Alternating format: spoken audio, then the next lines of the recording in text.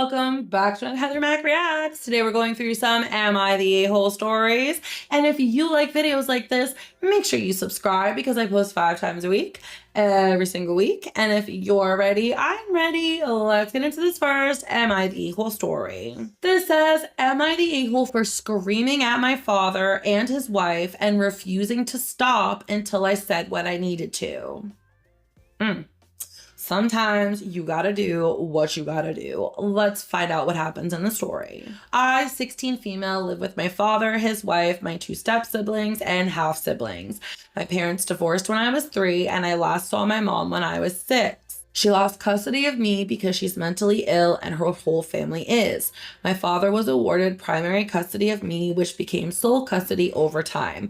I really only remember one visit with my mom and she was really sick. We know her parents, her 4 siblings, and her all suffered with their mental health and likely the same one. It's also believed her great-grandparents were mentally ill too, but she never knew them. I never knew anyone in her family. My father and his wife like to ignore my mental health and the family history and genetic component to mental illness. They like to pretend my father's wife is my mother and they don't want me talking about my mom. I still do. It pisses them off. I bring up the mental health reasons and they all tell me nurture is more important than nature. They tell me I'm disrespectful, dismissing my father's wife's influence and place in my life, and now I have 2 parents in my home. I shouldn't wonder about someone who didn't love me enough to get herself together. That's an awful fucking thing to say to a kid. I told them mental illness isn't that straightforward, and they told me to focus on my real mom, meaning my father's wife. I don't call her my stepmother because of how dismissive she is about my mental health. Same reason my father is my father and not my dad. My grandma never liked my mom, so she's with them, but grandpa is on my side. He also kept in touch with mom secretly and checks in on her. Oh, that's really sweet. I know I'm mentally ill. I already have some stuff going on.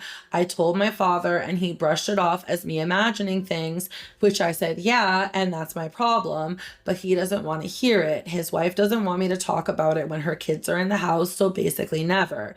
They saw me searching my mom's name online last week and they told me to drop it and stop disrespecting my real mom, the woman who raised me and is the reason I am who I am. They said I keep looking for ways to push her away and I lost it. I started screaming that she's not my mom, she will never be my mom, she didn't pass her DNA on to me, and it's not her medical history that's relevant to mine. I told them she can't save me from mental illness, that they can't ignore the problem and think it won't happen. They tried to stop me, but I kept going until I made it very clear how angry I was and how I would blame them if I got so bad it was harder to treat. They were madder than I ever saw them, especially because the other kids were in the house and heard everything. Am I the A-hole? Listen, mental health is not a dirty little thing to shove under the rug and close behind a closet door and like whisper in hushed voices in dark corners. Mental health is just like physical health. This person, it sounds like, might have the beginnings of something like schizophrenia. You can go ahead and equate that to like liver disease. It's not something she can control. It's not something that she can change. It's something that she could treat with the proper medical help, but you cannot just sit home with liver disease and be like, I'm just gonna get up today and do my best and I'm gonna have a good day and this liver thing is gonna just go away. That's not how liver disease works, and that's not how mental illness works. I say you're completely not the a-hole, but I would be talking to your grandpa and getting some help from him instead. Let's see what the comments say. Not the a-hole. Your dad and stepmother are not being real. As soon as you turn 18, leave and don't look back. OP responds, it's one of the few things I think about regularly, leaving and never coming back and making sure I follow up on the stuff I need to. Yes, I'm so glad you are getting the help you need for your mental health early. I waited too goddamn long and I hope the next generation doesn't wait as long as I did. I would like to know what you think about that one in the comments, and let's get on to the next story. This says, would I be the a-hole if I stopped participating in my best friend's wedding? I had that happen to me times two, and it sucked. So let's see what the story says. Me, 40 female, my best friend, 37 female, is getting married and asked me to be her maid of honor. In my country, we don't call it that way, but it's similar. I tried to become involved with the party, but she insisted everything should be a surprise, so my help isn't needed. She asked me to be in charge of the bachelorette party with her sisters. We planned a beautiful weekend in a lake house. Everything was going smoothly until we invited the rest of the girls.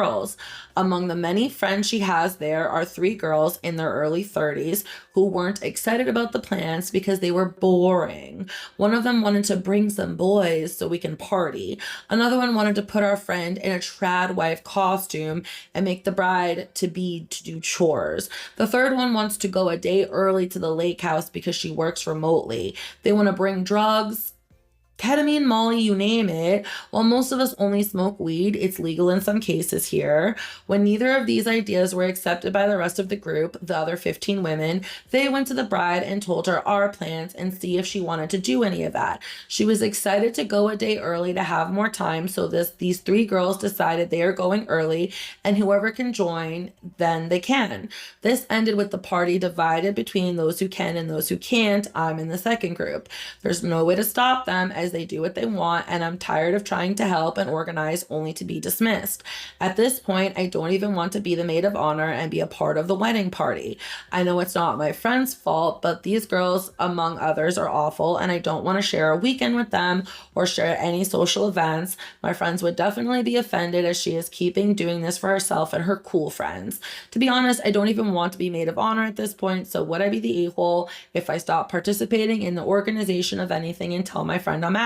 Here's the thing. I don't blame you for not wanting to go to this bachelorette party. And if not going to the bachelorette party means that the bride wants you to step down as maid of honor, then that's that. However, I don't think that you should shirk your responsibility because of a couple bad eggs. Your responsibility is to the bride because she's a good friend of yours and she wants you to be beside her, helping her through this day. And I don't think you should throw that all away because a couple knuckleheads took over the bachelorette party. The bachelorette party isn't really that big of a deal. If they want to take it on, like, have fun, y'all. I'll sit at home freaking catching up on Netflix, like, live your lives.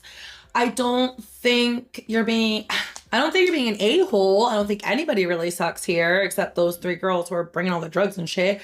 But I do think that you shouldn't just, completely pull away from the bridal party. I think you should pull away from the parts that make you uncomfortable and then still be there for the bride like you had promised to be.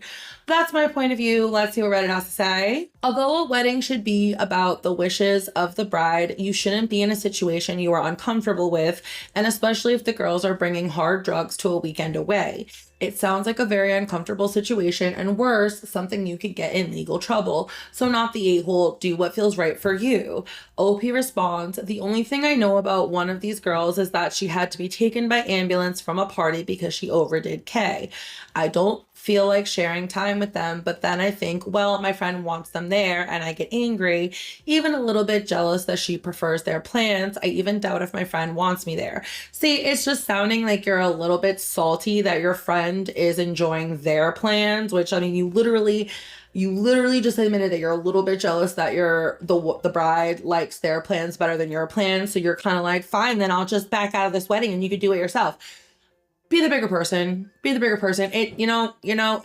the bride thinks that sounds like fun, that's okay because it's her day and she's supposed to have fun. It's not for you to have fun. So if that's what's going to make her have fun, let her do it. If you will not have fun, you don't have to be there, but do not back out. If you back out as being the maid of honor, you will be being an a-hole because that's just punishing the bride for having different tastes than you. That's weird. I would like to know what you all think about that one in the comments, and let's get on to the next story. This says, am I the a-hole for telling my brother to go fuck himself for not picking me up from the airport? Them some harsh words. Let's see what happened. So my brother agreed to pick me up from the airport at like 1 p.m. It's an easy airport to navigate. There was no traffic, and it is like a 20-minute drive from the airport to get home. Last minute, he says he will just send an Uber to pick me up. He was at home when he said this, and he wanted to go get some food with two other family members. To me, this was extremely disrespectful and made me feel unvalued or like I'm not important. Was getting food really that urgent that you couldn't push it back by like 40 minutes? I told him, fuck all of you. I don't need this stupid Uber money. I've taken PTO from work to sleep in after picking him up at like 4 a.m. at the airport. There's also a food spot like 5 minutes from the airport. So after I took the Uber, I had to drive back out to get myself some food. See, that's just bullshit. Like, she's taking you to the airport at 4 o'clock in the morning and even took paid time off in order to accommodate your airport run, and you can't pick her up at 1 p.m. in the afternoon because you want to go get lunch. That's bullshit. No, you're not the a-hole. What would you be the a-hole of? Telling him to fuck off? Oh yeah, no, hell no. I'll tell my brother to fuck all the way off after that. Let's see what Reddit has to say. I was going to say you're the a-hole till the 4 a.m. part because an Uber is fine. So I guess those are people who don't finish reading, lol. Next says, I was going to disagree with that. I am going to disagree with that. They all could have swung by and picked up OP, then all gotten food together as a family. OP was excluded, so not the a-hole. Her family is the a-holes in a major way. I can 100% agree with that. Last said, you didn't read my comment either. Uber can be fine for a 20-minute ride, but OP's right that when you made the effort at 4 a.m., the least is giving back the favor. The issue isn't Uber. The issue is the OP values more his family than his family values him back. I 100% agree with that. I would like to know what you all think about it in the comments. Don't forget, we have a playlist of over 375 my whole videos up here that you can binge. Please don't forget to like, don't forget to subscribe, and I'll see you in my next video. Bye!